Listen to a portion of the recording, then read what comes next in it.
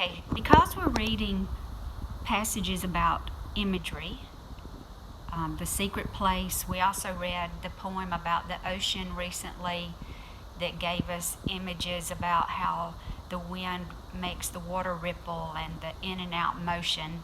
I wanted to read this story to you. It's called Fish is Fish, and it's by an author named Leo Lionni. And there's a lot of imagery in this story, but he is an author who was well known for his illustrations. So pay attention to the illustrations that you see as I'm reading the story. Fish is Fish. At the edge of the woods, there was a pond, and there was a minnow, and a tadpole swam among the weeds. They were inseparable friends. One morning, the tadpole discovered that during the night, he had grown 2 little legs. "Look," he said triumphantly, "I am a frog." "Nonsense," said the minnow. "How could you be a frog, if only last night you were a little fish just like me?" They argued and argued until finally the tadpole said, "Frogs are frogs and fish is fish, and that's that." In the weeks that followed, the tadpole grew tiny front legs, and his tail got smaller and smaller. And then one fine day, a real frog now, he climbed out of the water and onto the grassy bank. The minnow, too, had grown and had become a full-fledged fish. He often wondered where his 4-footed friend had gone, but days and weeks went by, and the frog did not return. Then one day, with a happy splash that shook the weeds, the frog jumped into the pond. "Where have you been?" asked the fish excitedly.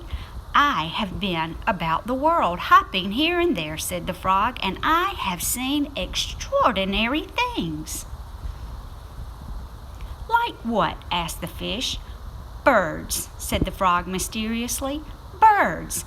And he told the fish about the birds who had wings and 2 legs and many, many colors.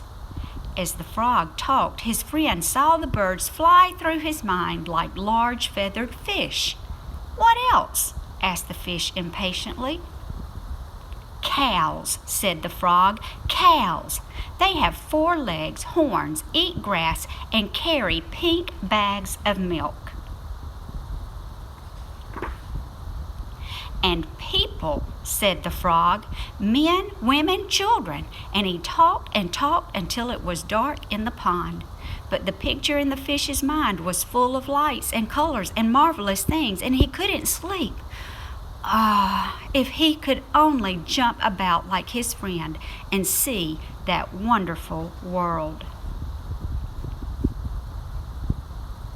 And that is what the fish imagines that the frog has seen. And so the days went by. The frog had gone, and the fish just lay there dreaming about birds in flight, grazing cows, and those strange animals all dressed up that his friend called people. One day he finally decided that come what may, he too must see them, and so with a mighty whack of the tail, he jumped clear out of the water and onto the bank. He landed in the dry, warm grass, and there he lay, gasping for air, unable to breathe or to move. "Help!" he groaned feebly. Luckily, the frog, who had been hunting butterflies nearby, saw him and with all his strength pushed him back into the pond. Still stunned, the fish floated about for an instant. Then he breathed deeply, letting the clean, cool water run through his gills. Now he felt weightless again, and with an ever so slight motion of the tail, he could move to and fro, up and down as before. The sun rays reached down within the weeds and gently shifted patches of luminous color. This world was surely the most beautiful of all worlds. He smiled at his friend the frog, who sat watching him from a lily pad. "You were right," he said. "Fish is fish." And I hope you enjoyed that. I think my cats did. Little girl has been up here. Tubby has been listening as well. But I just thought that that story kind of went along with The Secret Place. And it also made me think of my boys. But The Secret Place, it said that the water moved like syrup. And I think that I have said to some of you before, you move like pond water, which is slow like syrup. Or that you're like a bump on a log, a bump on a pickle, or bump on a log, meaning we don't move too quickly. Those are just some similes, comparisons, like the one I told you earlier, flat as a pancake. I miss all of you. My hair's a mess. I hope that this ends soon.